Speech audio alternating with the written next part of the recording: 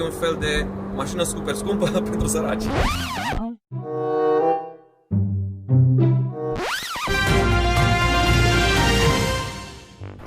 Nu vă spărați, care ar fi o mașină super scumpă pentru săraci?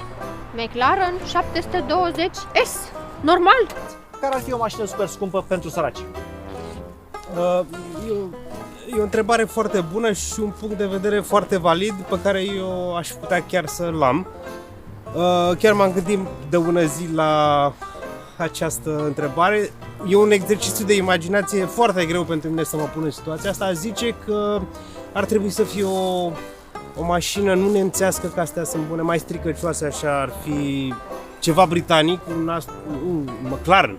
Iar din punct de vedere al performanței, ceva mai sărăcăcios, așa, cu tracțiune spate, nu pe un 720, McLaren pe 720, mai pe vișiniu și second hand, undeva pe la 30.000 de kilometri, ca să nu fie prea scump.